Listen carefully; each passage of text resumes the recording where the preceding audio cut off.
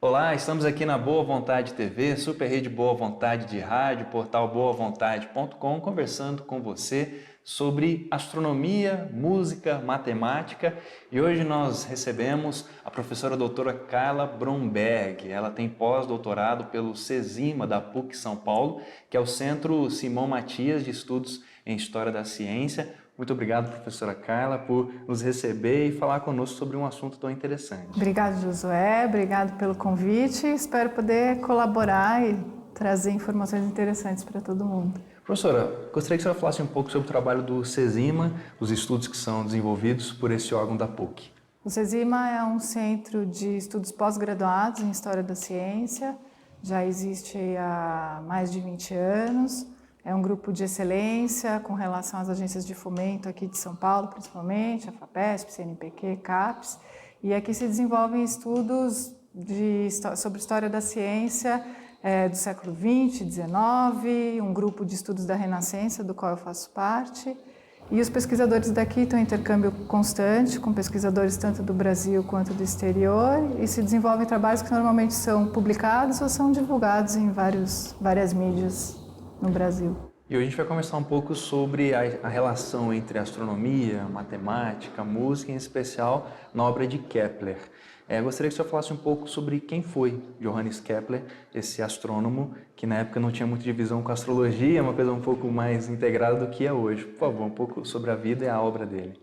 O Johannes Kepler é vamos dizer, um pensador, considerado também um polimata, ou seja, uma pessoa que tinha conhecimento de várias áreas e desenvolvia conhecimentos gerais. E ele escreveu alguns tratados que ficaram muito importantes, porque ele desenvolveu algumas leis muito importantes para o estudo da astronomia na época.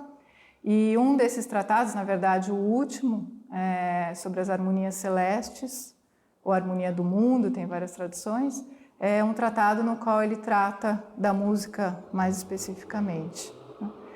Na época, ele é filho de uma família de luteranos. Ele iniciou os seus estudos dentro de um seminário de teologia. Ele segue para a universidade pretendendo acabar os estudos de teologia. E aí ele acaba sendo reconhecido como um grande matemático e aí se desenvolve a carreira e ele escreve seus tratados. Qual a contribuição dele para a época chamada de Revolução Científica? Teoricamente, eles atribuem ao Kepler uma função de ter tornado, vamos dizer assim, a astronomia uma ciência da física, né? Então, ela teria saído da matemática, ele teria trazido a contribuição do sistema de Copérnico, as leis que ele desenvolveu, e assim teria tornado a astronomia uma ciência mais empírica também.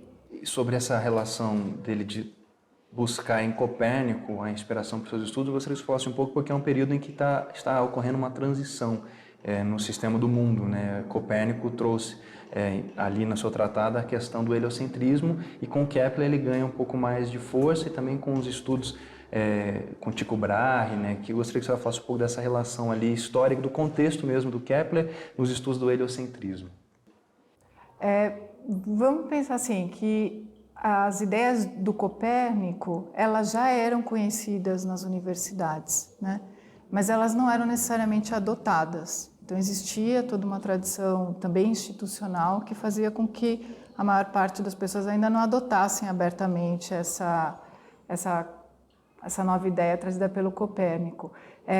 Estou comentando isso porque, basicamente, por exemplo, quando o Kepler ele é reconhecido como um bom matemático, ele tinha na universidade um professor de matemática que também dava as aulas de astronomia. E esse professor, por exemplo, dele ensinava o sistema de Ptolomeu ainda, o ptolomaico, mas acreditava piamente no sistema de Copérnico e entendia que o Kepler estava trazendo ideias que com certeza confirmariam a importância desse novo sistema, mas, por exemplo, nas aulas ele dava aula de acordo com o sistema ptolomaico, né? Talvez o Maestlin, que é esse professor dele de matemática, vai ser uma pessoa que posteriormente, quando Kepler deixar a Universidade de Tübingen, que é essa universidade onde ele estudou com Maestlin, ele vai ser chamado como matemático para uma cidade chamada Graz,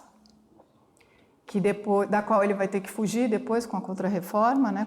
E ele vai pedir refúgio a esse professor e nunca mais vai... Quer dizer, o professor vai pedir depois para ele parar de falar de Copérnico, né? E aí, então, ele vai ser resgatado pelo Tycho Brahe, né?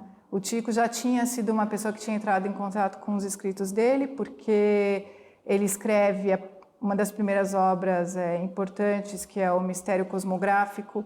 Ao acabar de produzir esse tratado, ele pede para o Maestlin dar suas observações, dar seus conselhos, e ele acaba enviando a todos os astrônomos que ele considerava importante na época, enviando para o Tycho. E o Tycho responde, assim, incentivando, dando alguns palpites, e eles vão ficar um tempo sem se ver. E quando ele passa por essa situação em Graz, que ele vai ser, teoricamente, está sendo perseguido ou está tendo algum tipo de problema, é o Tycho que vai estender o braço e chamar ele para ir trabalhar com ele. E aí, então, vai ser o período em que eles vão trabalhar juntos. E o Tycho, que era mais tido como uma pessoa empírica, que havia feito todo o seu trabalho em astronomia dentro de observatórios que foram construídos para que ele pudesse desenvolver o seu trabalho, com equipes que construíam instrumentos astronômicos, que faziam medições, que estavam preocupados com a observação realmente dos céus, vai se juntar ao Kepler, que era tido como uma pessoa bastante introspectiva e que baseava os seus estudos em ideias a priori, né? E o Tycho justamente traz esse outro lado. Não, para ele eram as observações, eram os instrumentos, e eles trabalham durante muitos anos juntos, até que o Tycho morre. Bom, nos tratados de Kepler, nós vamos ver uma relação entre astronomia e música. Mas antes de falarmos sobre a relação disso em Kepler, como se dá esse relacionamento, essa interação entre astronomia e música durante a história? Bom, se a gente for simplesmente pensar em narrativas históricas, a gente tem desde Platão, mesmo na Bíblia a gente tem alguns comentários sobre essa ideia de que existe uma harmonia, vamos dizer assim, no nível celeste e uma harmonia na Terra, mas as principais lendas são as lendas, por exemplo, da invenção das consonâncias de Pitágoras, né? Do qual essa ideia de harmonia celestial ela é análoga ao que acontece no mundo terrestre através da composição de intervalos musicais, e esses intervalos eles se baseiam em razões de números inteiros, que os pitagóricos definiam dentro de um conjunto limitado de números, que possibilitavam a criação dessas razões.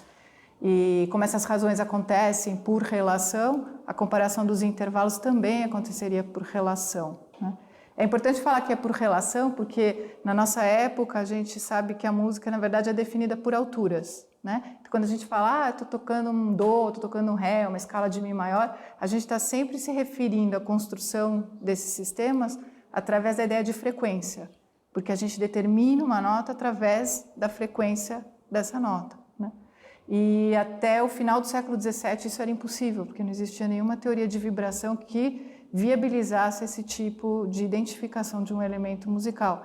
Então, embora a gente fale de som até o século XVII, eles simplesmente falavam do som como uma narrativa do fenômeno, porque o fenômeno era auditivo, mas ele não podia fundamentar uma teoria da música. Então, no caso do Pitágoras, ela é aritmética, e no caso do Kepler, ela vai passar a ser geométrica. Bom, sobre essa relação, como que Kepler vai adotar essa relação geométrica no seu tratado, a gente fala no próximo bloco, pode ser? A gente continua essa conversa. Você pode participar mandando seu e-mail para entrevista@boavontade.com. Vamos a um breve intervalo, já voltamos.